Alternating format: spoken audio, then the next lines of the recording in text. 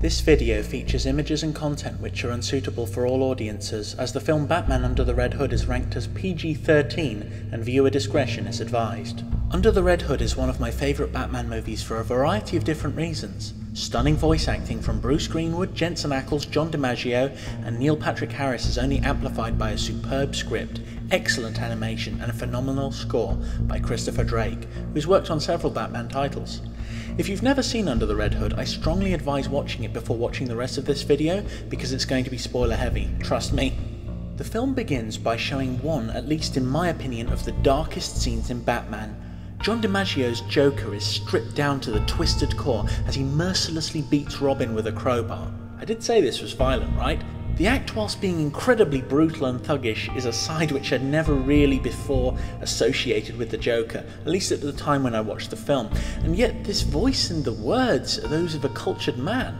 The fact that he enjoys this barbaric act of sadism to this extent makes shivers run down my spine to this day. After torturing him for quite a while, he abandons Robin to his fate. Even the mysterious gentleman in the opening, more on him later, regrets working with a man this sick and twisted. Batman arrives and is faced with an explosion. Frenziedly digging through the rubble, he finds Jason Todd, the second Robin, one of his closest friends, dead. This harsh opening is soul-destroying, as it tears one of the best-known heroes in the DC universe from us. 5 years later, time has passed, and we're brought in with a small group of middle-time criminals who've arrived at a very special meeting called by a mysterious character wearing a red mask, who opens fire on them and suppresses them before they can attack him. He gives them an offer that they can't refuse: get a better deal working under him than the Black Mask, or end up like their lieutenants, dead. Immediately after, we're brought back to our Caped Crusader as he stalks some two big crooks through a container yard. He easily takes out the truck they've stolen using caltrops and begins questioning the small-timers, but is interrupted by the arrival of Amazo, the cargo they were transporting. Now, Amazo's a great little villain to throw into the mix, and one I really loved in Justice League Unlimited, and if you know anything about Amazo, the threat level to Batman is actually very high due to his ability to absorb the powers of superheroes. Thankfully, Nightwing, Batman's old friend Dick Grayson, is there to help. Batman is still a little salty with Dick and refuses his help, but Nightwing joins in the battle anyway and they manage to take Amazo down. It's a fantastic little fight, allowing Nightwing to prove his ability on screen and Batman to deliver the final blow. Next follows a great little interrogation scene where the low-life crooks quickly break down and confess to working for the Red Hood, but they're taken out by sniper shots. This in its own way is pretty dark, and I really like the darkness that comes with this film, because the film makes the scene almost funny before it hits home with something really horrible. It's a fine example of the darkness of the Batman universe is capable of. Batman begins a pursuit of their mysterious assassin, leaving Nightwing behind. Clearly there's still some bad blood between them. He follows the assassin to Ace Chemicals, a factory full of boiling vats. Suddenly, he's hit with a memory, dragging us into Batman's haunted past. A character with a red helmet, falling back into a vat, and cards surfacing bearing the smiling face of the Joker. He's roused from these memories by someone wearing a red hood, holding a gun pointed at him, someone else who knows what happened. Could it be? The man talks about how that night was a failure on Batman's part, mocking him almost. The man fires the gun, causing a series of explosions which decimate the factory, and Batman is forced to make his escape, losing the mysterious assassin behind. Now, I really love this because it's such a great setup. Batman and Nightwing go to visit the Joker, now an inmate at Arkham Asylum, the very man who'd fallen backwards into the chemicals before, all those years ago. Now, the Joker is definitely fantastic. His whimsical indifference whilst being interrogated are a joy, and John DiMaggio expertly plays the lines for laughs despite the cruelty his character is shown to be capable of. His derision of the Red Hood's fashion sense is beautiful, because I definitely prefer Joker's take on the costume, and he does what he always does best, pushing Batman's buttons, but in a viciously callous manner, which warrants some beautiful brutality from Batman. He's already won from the moment that Batman has snapped and revels in his victory, mocking Batman for his foolishness in thinking that he had anything to do with the new Red Hood on the block.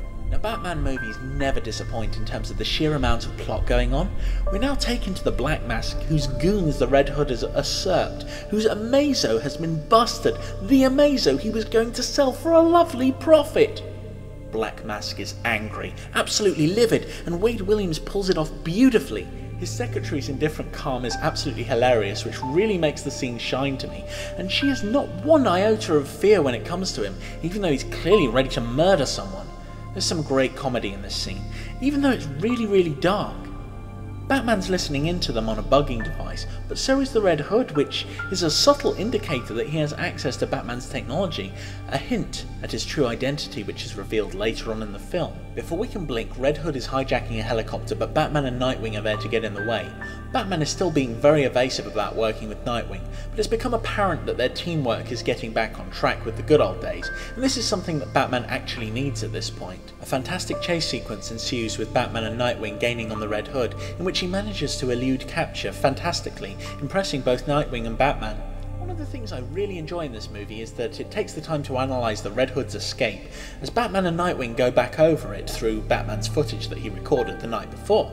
Looking at what they know of the Red Hood, he clearly has a lot of knowledge about Batman's equipment. More hints for our viewers here. It's very, very clever writing and beautifully subtle. Then bam! As he's listening to the recording, it all makes sense.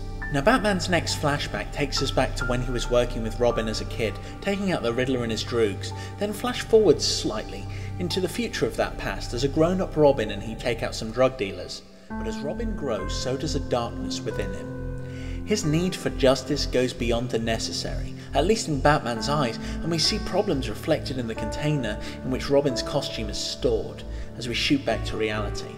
Absolutely superb direction and signposting. I really can't state this enough. We're then taken back to Black Mask, who is totally on the warpath. A humorous image within this darkness, highlighted by his amazing secretary, who's a joy to listen to. It's clear that she's very familiar with him, and the scenes are made even more amusing by her complete indifference to his rage. He's out for revenge against the Red Hood and goes on a spree across Gotham, taking out the people who defected from him. The Red Hood's indifference is chilling, and when you know his identity, which you will no doubt have worked out by now, it's a sad path that he's taken, sacrificing a large part of his humanity. But he does show up to protect his minions, only to be ambushed by the fearsome Hand of Four, mercenaries hired by the Black Mask.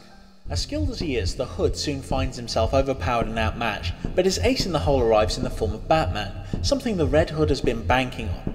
Together Batman and the Red Hood take down the Hand, and the Hood reveals that he has missed watching Batman work. Hood knocks Batman out of the way of a sneak attack, but ends up killing the attacker, differentiating the difference between he and Batman. He is happy to kill to protect, whereas Batman isn't.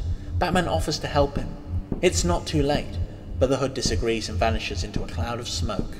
Next we come to another part of the film that I really like. During the fight with the fearsome Hand of Four, Red Hood gets cut by the Hand's leader's sword.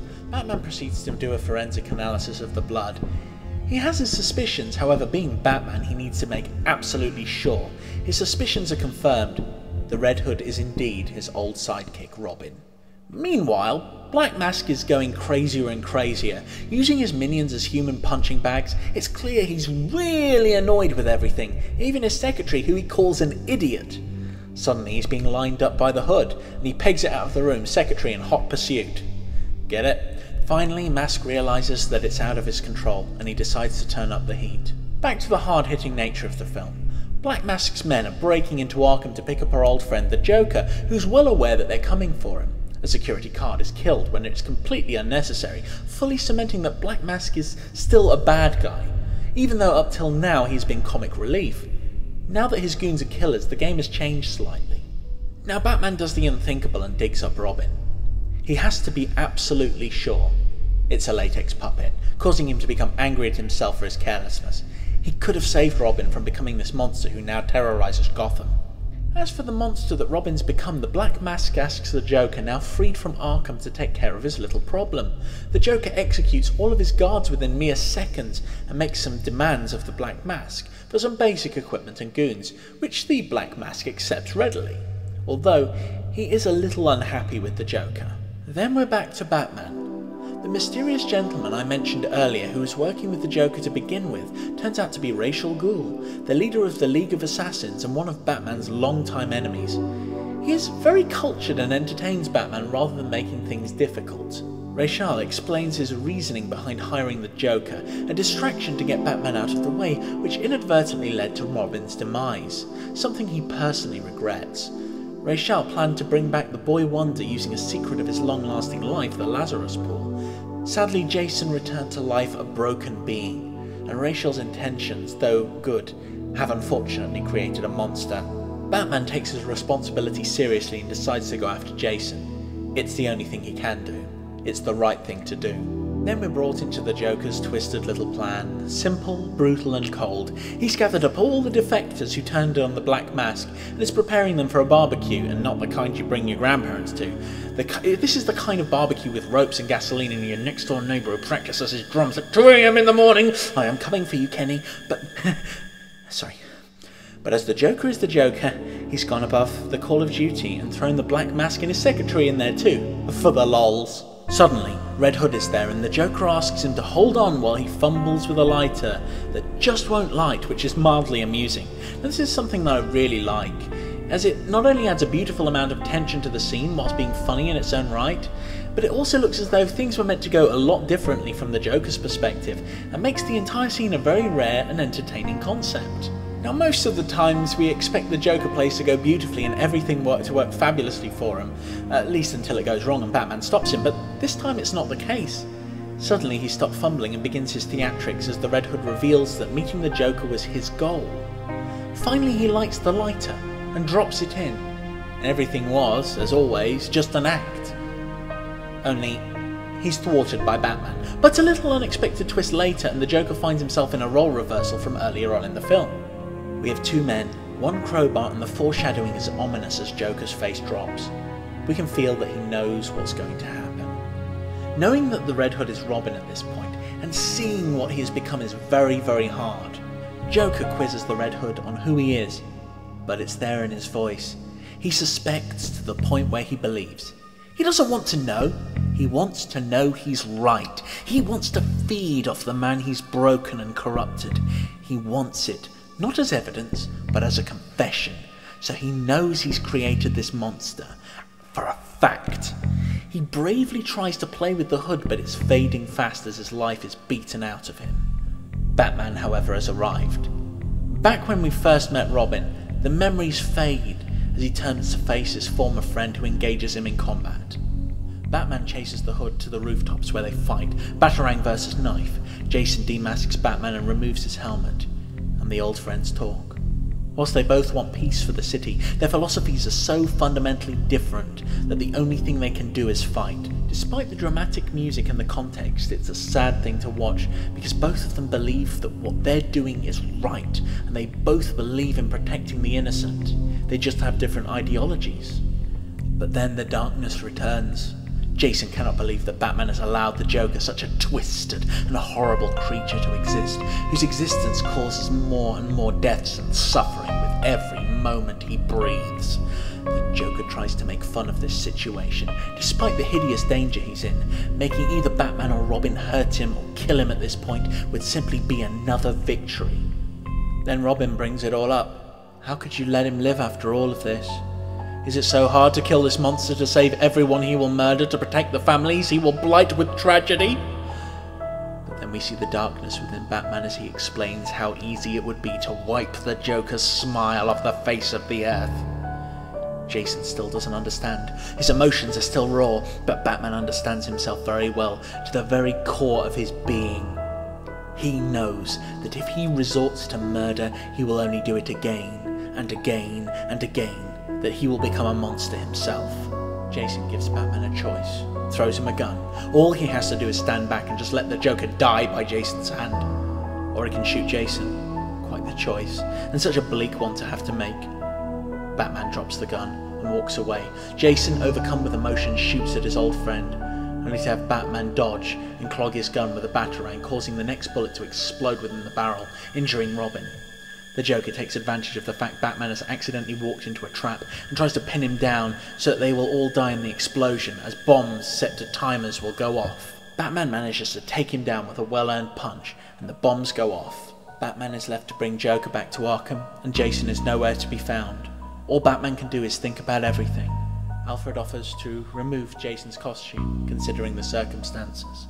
But to Batman, Robin is Robin, and that is how he remembers him, which I think, considering the darkness within the film, is an incredibly beautiful thing. Under the Red Hood is one of my favourite Batman films. It's dark, amusing, sad, and it hits home with its tragedy perfectly.